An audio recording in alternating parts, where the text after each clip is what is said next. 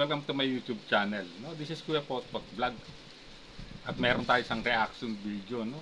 Ito sa live po ni Dr. Love, no, may napag-alaman tayo. Mukhang may iniindang karamdaman itong si Dr. Love.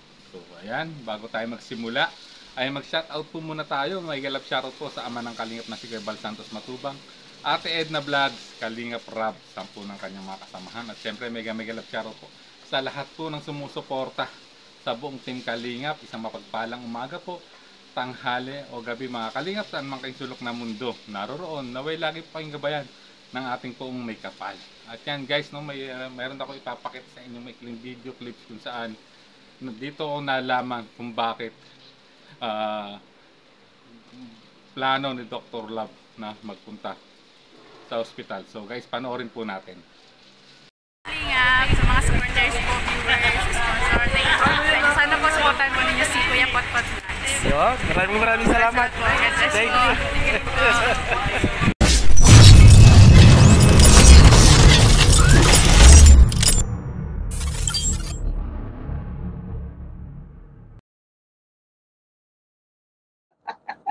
Oy, Jumcar, dito kayo. Kasi inaaway nyo ako eh. Yung Jumcar, inaaway ako ng Jumcar. Hindi nila alam, love na love ko yung Jumcar. Naaway ako. Doon pa sila nagsusumbong kay Sangkay, pero inutusan ko yung si Sangkay. Guys, inutusan ko yung si Sangkay na i-vlog ako, reaksyonan. It means mas mataas ang white blood cells mo kaysa red cells. Ganun ba yun? Kaon permit, Doc. Simta anemic sub, pero okay na after 2 months. Religiously iron intake ko. Religiously iron? Matatag baser yun. Kaon ka permi laswa, Doc. Kilawin niya, permi ako guys. Kilawin. Lagi ako nagkikilawin, baka na-over ako sa kilawin guys. Panorin mo lang sinisangkay. Oy, ang kayo kan kung hindi nyo kakayanin yung pagkatay sa akin ni Sangkay, wag na lang kayo manood. Ha? Kung hindi nyo kaya yung paano ako katayin ni Sangkay, wag na lang kayo manood. Basta ako talaga nagsabi sa kanila na katayin nyo ako habang viral ako, okay lang sa akin yan. Wala pong problema. Kung sa ano mang paraan makatulong ako, kumita kayo, okay lang sa akin yan. Ang mahalaga, nakatulong ako. Kakatayin din kita bukas. Ay, nahuli ka ni Sangkay. Kinatay na ako ni Sangkay. Tayo, hindi ka na panoorin nila bukas. Ako naman, reaksyonan mo, Potpot. Puro ka idsi. Dr. Love naman, at least idsi pa rin. Ibang kilaw niya tayo, Dok. Ganyan. Yeah. Basta wag kayo huwag kayo magalit. Kung hindi nyo kaya yung paano ako katayin ni Sangkay, kung hindi nyo kaya, wag na lang kayo manood. Pero bilang tulungan nyo rin si Sangkay. So ayan guys, napanood natin ng naging ka-live ni Dr. Love, no, kagabi. At dito mukhang meron na talaga siyang iniinda o nararamdaman, no. Parang namumutla siya, parang kulang siya sa dugo, no. Parang anemic siya, no, sa pakiramdam niya. At nalaman natin kung bakit, no. Ang dahilan pala ay inaway po daw siya ng mga Jomcar fans at isinumbong kay Sangkay.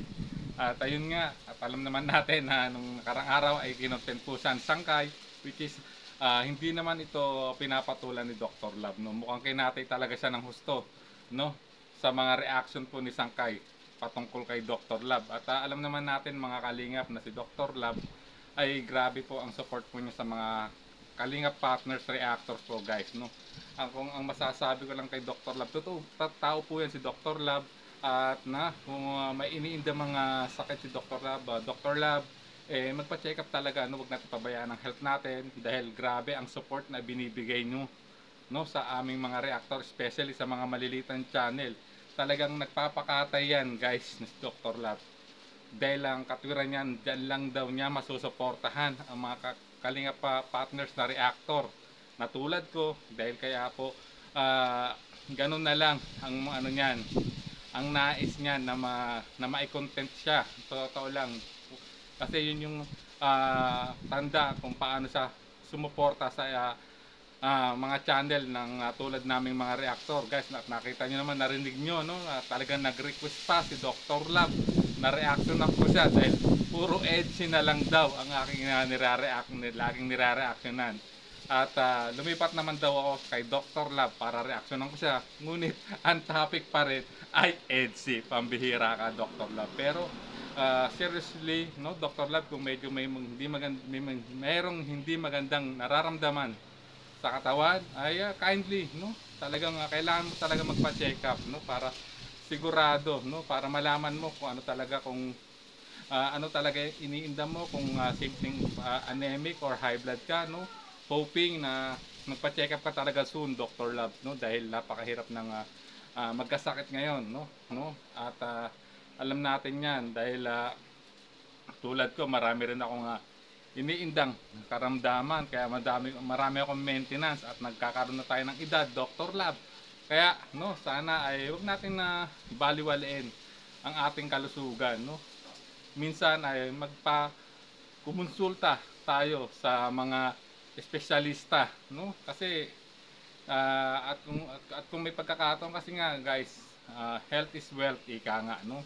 Kahit napakarami mong pera o yaman, kung tinamaan ka ng matinding sakit, ay wala rin, mauubos din yan. Kaya prevention is better than cure, ika nga, may kasabihang ganun. Kaya hoping, Dr. Lab, no, sana hindi naman maging serious yung nararamdaman mo, at hoping alam ko magpapacheck up ka rin dahil alam kong tulad na sinabi mo, viral ka pa, no? So marami ka pang matutulungang reactor na magpo-content sa'yo, tulad ni Sangkay, no? At dito nalaman natin, baka na-stress ka lang or dahil sa sobrang pagkatay sa'yo ni Sangkay, dahil sa nagsumbong yung mga Jomcar fans dahil sa isang live mo na iba ang thumbnail. So ayan, Dr. Lab, no, pagbaliwalain ang ating kalusugan, Dr. Lab. So ayan guys, maraming salamat po. At hanggang sa muli po nating reaction, mga kalingap. Good vibes lang po muna tayo ngayon, guys. So hanggang dito na lang ating reaction video. God bless po sa ating lahat, mga kalingap. There's a vlogger named Kuya Pot, spreading good vibes, giving all he's got. With a camera in his hand, he hits the road, capture moments, sharing stories untold. Kuya Pot, he's the one we adore, bringing smiles, he's got so much more. In this crazy world, he is a ray of light.